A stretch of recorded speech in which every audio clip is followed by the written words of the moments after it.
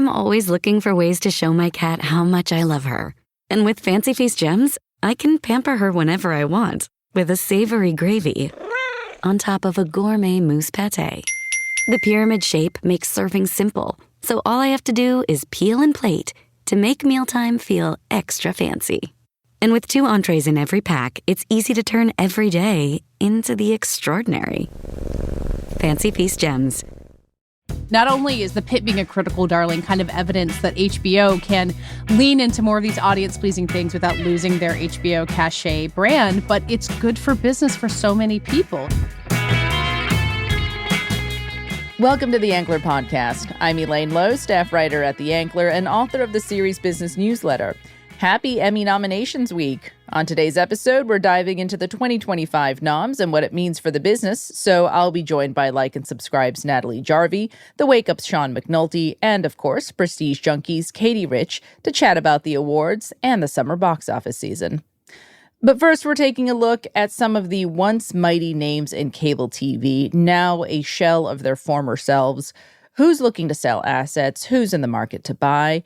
With me to talk about all this is Leslie Goldberg, who wrote about this very subject this week at theankler.com. Welcome back to the pod. Thanks for having me, Elaine. Okay, so last week we discussed the looming Paramount-Skydance merger. Part of the massive Paramount portfolio is, of course, MTV, a cable network that is not just a cable network. This was a tastemaker, a cultural influencer on American television, but now might just be one of the first assets to be unceremoniously sold off once this merger goes through. Yeah, I mean, and when you look at how incredibly vested Paramount is in cable, it's pretty wild. I mean, we've talked about Versant, the NBC Universal SpinCo with all of their cable brands, but the list of assets that Paramount has in cable are some once mighty brands: MTV, Comedy Central, Nickelodeon. There's so many. Paramount Network, TV Land, especially MTV. You know, my story started with an anecdote because Live Aid, if you're a music fan, was 40 years ago this week. 1985. Exactly. When MTV aired that live across the United States, it was the center of the culture. You know, everyone was watching. I remember watching that. I was 11 years old. And now MTV is back-to-back ridiculousness reruns. Yeah, no joke. It's a 14-year-old clip show. So it's basically a version of TikTok that they're airing across the majority of their schedule instead of actual music videos. And they made headlines a couple weeks ago, you know, in the run-up to the Video Music Awards, which, by the way, are also airing for the first time on CBS, that they were going to play music videos on some of their secondary channels. Like, that's a headline about MTV in 2025. We're going to play music videos again. Like, oh my goodness. Yeah, it really tells you something about the state of cable TV. And, you know, you mentioned Versant, I don't know how we're supposed to pronounce that still. And, you know, there's speculation, too, about WBD maybe spinning off some of their Discovery-owned networks and some of their basic cablers. We're still in this place now where basic cable, you know, still throwing off some money. And that's why a lot of these major companies haven't shed those assets until now. But now it feels like we're at a bit of a turning point, right? Where it's like, actually now's the time. Absolutely right. The number of cable networks that you're starting to see going up for sale continue to grow. Last week, A&E announced that A&E Network, Lifetime, and History they were exploring a sale of those. Those are currently owned in a joint venture with Hearst and Disney. And those are all acquisition targets at this point, if the right buyer comes along. But it's the list is long, you know, especially when you add in all of the Warner Discovery brands, HGTV, Food Network, Cooking Channel, TNT, TBS. These are big former players in the cable space, right? Like TBS used to have the number one show across cable for years with Rizzoli and Isles. And now I don't even know what airs on that. It's like all syndicated repeats and what's left of WBD's sports. And don't forget, they're going to lose the NBA. And when you're talking about which of these cable networks still have value in 2025, multiple sources told me it's news and sports because they're live and they're unexpected, right? Yeah. And you see a little bit of that at the upfronts, too, when you get a taste for what is actually still a moneymaker. What can you still sell ads against? And don't get me wrong, I was a huge Rizzoli and Isles fan. I love the Food Network. But who is a buyer of these cablers right now? Well, there's a lot of speculation about what's going to happen with Versant, what WBD is going to do. There's been speculation that maybe those two roll up into one company. There's speculation, and this is, again, let's stress, speculation, and none of this is confirmed. This is all just rumors right now that Starz is trying to build up some cash to pursue A&E Global Media, which is, again, Lifetime and History. Speculation that perhaps Roku president Charlie Collier, who helped put AMC on the map Fox. Who used to be at Fox, would also be in kicking the tires on some of these. And then there's Byron Allen, who already bought the Weather Channel in the past. He's a possibility. And then you get into some of the private equities and some of the other possibly surprising people who could play a hand. My colleague, Claire Atkinson, who reported this story with me, suggested that TKO, she quoted an analyst and a partner at UTA that said TKO could possibly be a buyer here. And then you get into some of the wild cards like Fanatics, maybe even getting into Televisa or Univision, expanding their footprint here. But right now, it's anyone's guess. It's not like these are unsellable assets then. Like it sounds like there's still a healthy market of buyers with deep pockets who are willing to take on these cable brands. But what do you think it says about the state of television now that that's where we are with basic cable? I mean, it's not surprising. You and I have covered this for years. The streaming revolution. Everyone is watching things when they want to watch them and how they want to watch them. So the immediacy of needing to go to a basic cable network to watch Rizzoli and Isles at a specific time, those days are long gone. So what's left now, these networks have been the first hit when all of the revenue started cratering. When you look at where cable subs were, there were nearly 100 million across the U.S. in 2017. Now that figure is nearing 70 million. And when you look at how these cable companies make money, they're getting paid on a per subscriber basis. And when the subscribers continue to cut the cord, well, these are losing money. And the first things to go are programming and executives and eliminating back-end functions like business affairs and et cetera. So these networks, as you said in the intro, they're already former shells of themselves. So now it's what's next? You're going to strip them down into whatever remains and selling them off for parts. One source I spoke to, and I didn't include this in the story, but he suggested you don't need to buy MTV to promote something as being music related.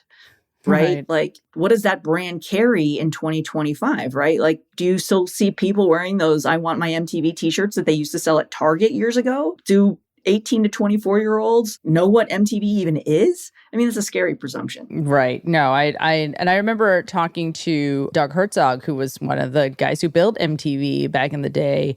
He was saying, like, you'd go to an airport and, like, hand out an MTV shirt and get, like, a perk, but now watching the state of things, and I talked to him for a story last year. He said it's like watching your old high school burn down. Mm-hmm. Absolutely right. Yeah, he had a great post on his Substack about his experience covering Live Aid. And if you're an old music lover like me, it's a must read. But yeah, you're spot on. It's literally ridiculous that MTV is airing only ridiculousness. Like what more irony do you need about the state of cable in 2025? Well, listeners, if you want to know more about the business of selling and buying these cable networks and what the future of this part of the business will look like, make sure you check out Leslie and Claire Atkinson's story, which you can, of course, find on theankler.com. Thanks so much, as always, for your expertise, Leslie. Thanks, Elaine. All right, we're going to take a quick break, and when we return, we're going to continue talking about the Emmy nominations that just dropped and what they could tell us about the future of the industry. We'll be right back.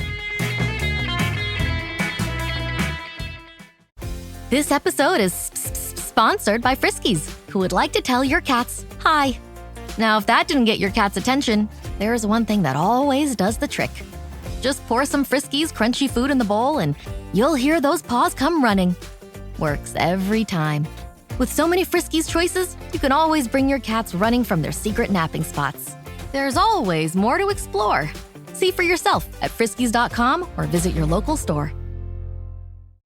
Hi, I'm Elaine Lowe in Los Angeles, coming to you from the heart of Hollywood. And I'm Minori Ravindran in London, reporting from the UK about the international market. Together, we write the Series Business newsletter for The Ankler. Series Business is a twice-weekly newsletter for paid subscribers to The Ankler that dives deep into everything you need to know about the rapidly evolving TV industry. We've got an insider's perspective on where the jobs are, what's selling in the market, who's buying what kinds of shows, the new bottom line for budgets, and, of course, any and all industry shakeups. Join us every Monday and Thursday for all the essential information you need for your job and career. Sign up to receive Series Business as part of a paid subscription on theangler.com.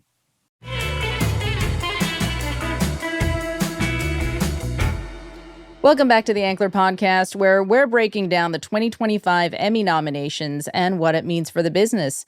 Here with me are the Wake Up's Sean McNulty, Like and Subscribe's Natalie Jarvie, and Prestige Junkies Katie Rich, who has had a very full morning already breaking down all the noms, right? And trying to go live on Substack and dealing with a lot of my own self-created technical challenges, and it's been a crash course in so many ways. we need AI Katie Rich. That's what we need. That's what has solved everything. Where's the holograph when you need it? I don't know if I have coherent enough thoughts to create an AI based on them, but maybe by the end of this conversation, I'll have them put for together. you, Katie. Don't worry about that. Thank God, my work's done. But Katie, now that you've had a little time to digest the news, what's your big takeaway here for the business listener? For the business listener, I mean, as I was writing my, saying like, oh, wow, it looks like, it's down to the hacks in the studio for a comedy series, and wow, Severance in the Pit really going strong. I realized it was kind of HBO versus Apple as this showdown. Not to say that Netflix was not a major factor. I think they got the second most nominations for any streamer. And as they will be quick to tell you, all of their nominations are just for Netflix, unlike Disney, which gets to count FX and Hulu and Disney Plus and, HBO. There's a lot of different ways you can count the numbers. But I do think that between The Pit and The Last of Us and The White Lotus and all of the other shows we already know are a big hit for it, and then for HBO, and then for Apple with The Studio and Severance, which didn't just do great but really overperformed. It might be the best showing, the most strength Apple has had across the board in any other year, and as usual for the Emmys, really good for streaming, but particularly good for these streamers like Apple, I think, that have been a little bit underestimated in the streaming wars. There were a couple of Apple nominations that surprised me too, like Sharon Horgan getting in for Bad Sisters. It felt like a particularly strong Apple year because just of the breadth of shows that, got a little nod somewhere in there. Yeah, or I was thinking of Brian Tyree Henry for Dope Thief, which his performance I think is great in a show that I didn't think that many people have seen. But, the way the Emmy voters vote is always a kind of a mystery. And do they just look at it and say, I like Giancarlo Esposito, I'll check him off, even if I don't know what he was in there for. He got I think a guest actor nomination. I think there's some playing favorites in there, but it does seem like if you have a show on Apple, Emmy voters know that it exists, no matter what the viewing numbers might say about the audiences overall. But speaking of Inside Baseball, The Studio with 23 nominations, tying second season of other noted comedy, The Bear. Yeah. How big of a surprise is that? I mean, obviously, very Inside Baseball show. Yeah, I don't think a huge surprise exactly for the Inside Baseball that you're mentioning. Like, it's not just that the Television Academy is people who work in the business, but it's a really LA voting body. It's why Emmy events can be so big compared to Oscar events where you've got those voters who are based all around the world. It's why a lot of the campaign slogans I was hearing over and over again was like, we filmed in LA. This show is a love letter to LA. And The Studio, it's maybe not a love letter to LA, but it's so deeply embedded within this business that, Emmy voters clearly got it. I mean, in the guest actor in a comedy category, 5 of the 6 nominees are from The Studio, 4 of them playing themselves, including breakthrough actor Martin Scorsese. I'm so happy he's finally getting somewhere. So yeah, this is exactly who that Inside Baseball was supposed to play It's a great for. way to stack the deck if you can just run a category like the guest actor category. Guys, it's all about the work. All right, come on. It's not about the business. It's really about who deserves it, who did the best job. So we all know Marty's a method actor. Yeah, really just nailed the part to play Marty Scorsese. Congratulations. I did get a very excited email that it's Ron Howard's first ever acting nomination, which is, of course, funny because he was a child actor before anything. So, where the Andy Griffith Show could not take him, The Studio has finally gotten him. Yeah. Or Happy Days. Exactly. But let's take a look at the big numbers. Warner Brothers Discovery leads the way here with a total of 142 nominations, thanks to The Penguin, White Lotus, Hacks, and The Last of Us. Like you said, Katie, Netflix here in moderately close second, 120 noms, Adolescence and Black Mirror helping to take it over there. And of course, Apple TV Plus. Sean, when you look at this with your brilliant business brain for the Wake Up readers, how much does this matter to people outside of the LA bubble, outside of the awards bubble. Does this matter as a business factor here? Does this help a place like, say, Warner Brothers Discovery, which obviously hasn't had the easiest few years? Yeah, well, as you all know, we all watch all 450 shows every year, so we have thoughts on that as we mix between our earnings report numbers. No, this is not really a topic that hits the analyst community. We have a Netflix earnings call on Thursday. Be a little more active in our weeks versus the Emma nominations, I think. So, it's nice. It's really, this is a talent-based thing. I mean, these campaigns are, you mentioned Apple, Katie. It's like they want to have the big shows, right? This is a great year for them, right, Katie? To attract new talent for new series. Like, hey, we will get you these things you prize so much. We can deliver for you, right? Which is when you have an upstart, it's a question, right? Where you're not you're not FX, you're not HBO, which you're going to get there. Even Netflix probably took a while to get a bit on this scene, over time. So from a financial point of view, I don't, this doesn't translate to dollars. And maybe in the case of old broadcast TV, an Emmy bump kind of thing of viewership, like maybe that would happen, perhaps, but I don't know that really is the case anymore. So I would say it's pretty minimal from a business point of view. Yeah, I do think there's some sort of a halo in terms of audience. I mean, I was looking at the nominees this morning thinking, I have been meaning to check out Paradise. Now I guess I should. So, they're going to get one more viewer. We got Natalie. All right, we got Natalie. It's so good. Well, let's talk about The Pitt in particular, because that's an interesting one, right? It's 13 nominations for its freshman season, puts it in, the top 10 most nominated shows this year.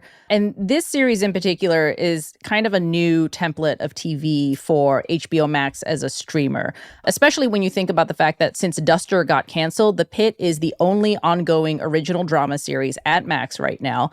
And HBO content chief Casey Bloys has essentially said that this is how he sees the Max brand in the future. Like broadcast, basic cable style shows that are episodic, can be made on a reasonable budget, and now has this huge boost, right, with 13 Emmy nominations. I mean, Katie, what do you think it means for the business that The Pitt is now also a critical darling? Yeah, I thought this might be a real banner year for network shows or network style shows because of the effect of The Pitt. Kathy Bates got nominated for Best Actress in a Drama for Matlock. That was the only nomination that show got. But I think that not only is The Pitt being a critical darling kind of evidence that HBO can lean into more of these audience-pleasing things without losing their HBO cachet brand, but it's good for business for so many people. The Pitt is made in LA. It has a ton of episodes that's literally on set right now. They posted a video of them celebrating their Emmy nominations from there. Whereas, Severance employs a lot of people. Great show. It got 27 nominations, but it's a New York production. It's, if people want to work on that show, they might have to move away. So I think the idea that you can have critical acclaim, win Emmys, and make a show that's really meat and potatoes and makes the people who work for you happy, it's kind of checking off all of the boxes. And I feel overly optimistic because I love The Pitt. And I know that the 10 knockoffs of The Pitt I will not love nearly as much, but it does just feel like a good direction maybe for all of us to go. We can have our White Lotuses and Severances and really kind of very bespoke things. But the Emmys always used to be made up of shows like this. It ran forever and would keep getting nominations and keep audiences happy. And I think it's okay to reset that balance a little bit. That's a really good point about it being produced here too. Hey, it's a local show. Let's keep them local. You can be a good, reasonably priced local show and still reel in Emmy nominations. Yeah, absolutely. Katie, I'm curious, do you think that that's going to help The Pitt on Emmy night? It didn't get quite as many nominations as some of these other shows, but people just love it. And the LA of it all after a tough start to the year for LA, how much does that factor into Emmy voters' decisions when they finally have to decide who they want to vote for? Yeah, I've been wondering the same thing. I had been really bullish on The Pitt as kind of a challenger to Severance, which kind of seemed like the obvious front runner. But Severance getting so many nominations, almost, I think, literally twice the amount that The Pitt got. And, The Pitt could have shown up at a couple of spots. It could have gotten a bonus supporting actor nomination or two or something like that would really tell you there was a huge amount of support behind it. It did really well, and it got all the nominations it needed to. The trick with Emmys is phase 2 of Emmys, which is, when all the nominees can go out and make the case to win, is in August. A lot of people are not in town or on vacation. It's a little harder to build momentum than it is during the Oscars. So it's hard to tell how much momentum can swing in that way. But I have the same feeling that you do, Natalie, that if people are sitting and looking at their ballots being like, what I loved was The Pitt. And that's how shows can win and surprise you. So I'm not ruling it out. That's also this is a big win for Casey Bloys. He put his name on this show way before it even debuted and said, this is the model of a Max show. Finally, I have my example. He's been asked for since they changed the name. What is a Max show? What's an HBO show? He's got a couple of others in development as well along the lines of The Pit. Yeah, exactly. So, to have A, he delivered on a quality show, B, it delivered in the Nielsen's, like people were watching this show, not just in LA and New York. Like I think from a numbers point of view, it grew over time. It was that week by week drop, like all the things he was espousing, it came true here. And then now to have this, accolade on top of that, I just see that's a huge win for him in my regard. In terms of who's a big winner today from the executive ranks, that's pretty good. While we're talking about meat and potato shows, Katie, I have to ask how a show like Mid-Century Modern found its way to an Emmy nomination. This is a show that got decent reviews, but I don't feel like it generated much buzz on Hulu at all. It seems kind of a bit old-fashioned for our modern streaming age.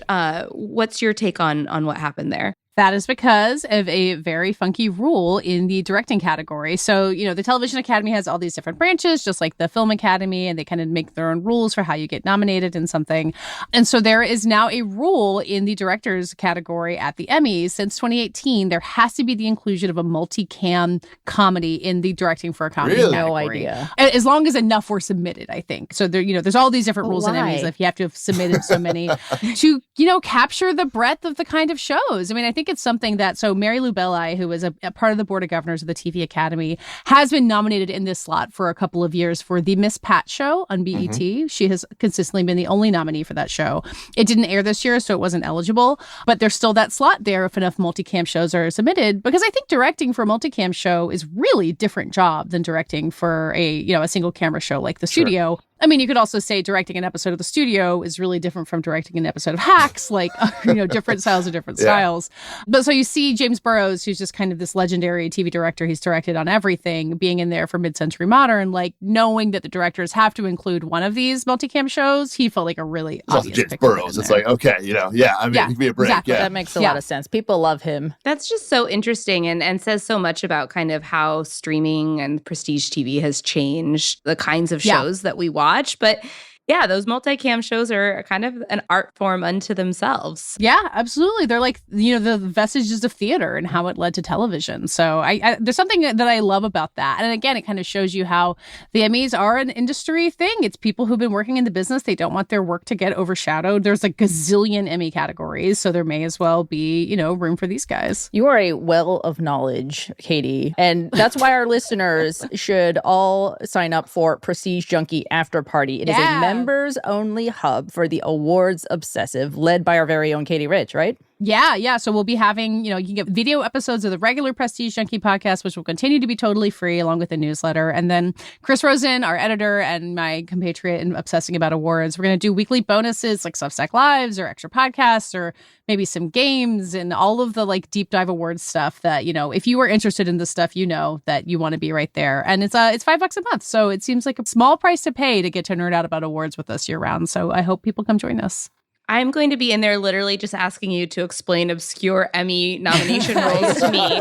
Like, okay, here's another one for you. Okay. Why are there only 3 talk series nominees? I know this one. Okay, go for it, Sean. I'm calling on you. It's the number of nominees is based on the number of submissions you get. And there's not a lot of talk shows anymore, so they got them reduced down from 4 to 3. But, Katie, you get that right? Does that mean that poor Seth Meyers doesn't still deserve a nomination? I'm sorry. I don't know. He's nominated in our hearts, Natalie. That's all that really matters in the end. And it happens in the acting categories too. If you notice it, there's only 5 lead acting nominees in all the categories, but I think 6 supporting because of the number of people submitted. So like lead actor in a drama was super competitive. My beloved Diego Luna of Andor got left out because there were only 5 spots. So a crime. It's weird. I don't really get the sliding scale thing. I think they would maybe benefit a lot from just locking it down the way that the Oscars do. But yes, it's strange. And also, Natalie, relevant to your interest, the only 3 slots in talk series made it pretty impossible for Hot Ones to break through the way that they were trying to this year for YouTube. And I think it would have been really well deserved. Tough day for YouTube. Tough day for YouTube shows. I know. It was such a bummer for my friends over in the YouTube world that none of them eked into the nominations. I'm not particularly surprised about Hot Ones. I mean, it's a great show. It's very well known and very beloved, but that was a tough category. To your point, Katie, only 3 nominees and just some really beloved hosts and shows in that category. I was more surprised by the other 2. Michelle Khare and Her Challenge Accepted was up for a nomination in the hosted nonfiction series slot. And then Rhett and Link were going out for a nomination in a short form category for, drama, comedy, or variety series. And particularly Rhett and Link, I mean, those short form categories are not very competitive. They tend to award primarily shows that are like basically marketing materials for a long form show that is on a streamer or TV network anyway.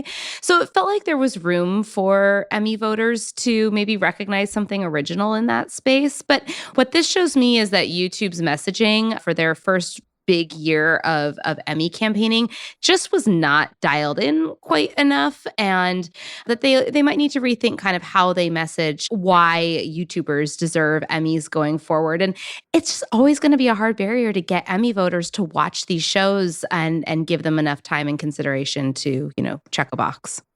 Katie, how much snobbery do you feel like there might be among voters, like if they see something that's YouTube, regardless of the quality of show? Snobbery in Hollywood, Elaine. What are you talking about? Oh, it's so much. I think it's entirely snobbery, and maybe also just like an unawareness that like you can put a YouTube show in this category. Like, this is a very specific group of voters within the TV Academy. But I mean, I'll say I'll be the person who will come on here and be like, you might think the Emmys are out of touch, but it's important in this and that reason. But I do think these short form categories where short form video is just such a dominant form of culture, and these categories nominating like spinoffs from The Tonight Show and Jimmy Kimmel, like it's embarrassing. You can't be that behind on where culture is. I also think it'll probably just require the Emmy voter base to get a little bit younger, which might take a while based on the numbers that I've seen. But eventually younger people who are more aware of YouTube and other digital social video platforms will start to be a larger base of this community, I have to imagine. Okay, well, to wrap it up, is there a clear winner and loser from this year's nominations? Ooh, I mean, I think I wrote about the clear losers of shows that have been nominated for Emmys in the past that were absolutely blanked, including Squid Game, which is currently one of the most watched shows in the world, but got 0 nominations for its second season. And also Yellow Jackets, which got it was a big hit in its first season and has just kind of faded down from there. And then to just be repetitive with actually, I'm going to pick one winner. Julianne Nicholson, who was nominated both as guest actress in a comedy for Hacks, where she played Dance Mom incredibly, and for her supporting role on Paradise, Natalie's new favorite show that she's going to start watching. And it's so great. The performances are so different from each other. I just was hoping she would score both. So I was thrilled for her. More than anybody, Julianne Nicholson. I'm going to claim her as my one creator who got a nomination, since she's nominated for Dance Mom, who's like a TikTok star. There you go. So Julianne Nicholson, the new TikTok star with an Emmy nomination. TikTok beat YouTube, after all. That's how it goes. But Katie, also looking at I'm just looking at Paramount Plus really isn't on here, so unless I'm really missing something here. Like Taylor Sheridan, Landman, huge hit. That Taylor Sheridan shows have just consistently, like every year, people were like, "Is this going to be the year that Yellowstone, the biggest show on TV, breaks through?" And it just never happened. And 1923 had Harrison Ford and Helen Mirren. It didn't happen. It is just a huge blind spot. And I think I don't think that Taylor Sheridan really campaigns very much or tries too hard. Maybe. So it seems like maybe a leave well enough alone kind of thing. But yes, I noticed that too, that like try as they might, Paramount Plus just cannot get those. You mentioned Yellow Jackets too, which also was part of that service. Not a great Viacom Paramount fare overall, I don't think. They'll catch a break eventually, Katie. Where that deal goes through. I'm just telling you, it's going to be a whole new era over there for Emmy nominations. So David Ellison will be on it next year. Let's hope. All right. Well, for anyone who wants to know more about Emmy nominations, definitely make sure you're signing up for Prestige Junkie After Party. Yeah, it's prestigejunkie.substack.com. It's a little bit of a mouthful. But yeah, we'll have our first episode launching August 1st, so sign up now so you don't miss it. And we'll be covering Emmy Phase 2 and festival season and talking about all the movies that are going to win Oscars 6 months before it happens. Get in on the ground floor. It's going to be really fun.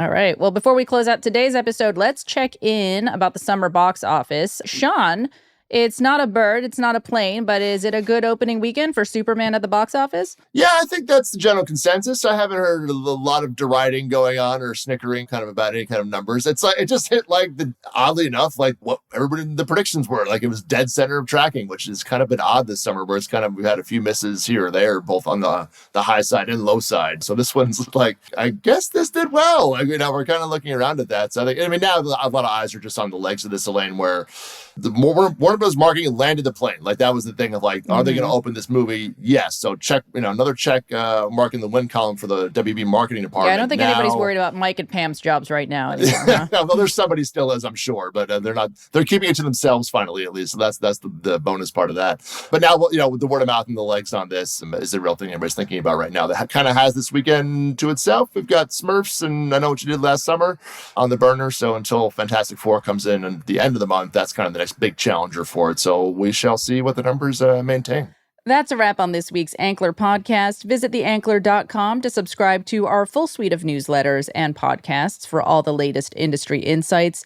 And if you enjoy the show, please leave us a rating and review wherever you get your pods from. You can also follow us at The Ankler on all major social platforms. Thanks again to Leslie Goldberg, Sean McNulty, Natalie Jarvie, and Katie Rich for joining us, and a special thanks to you all for listening. I'm Elaine Lowe. See you next week.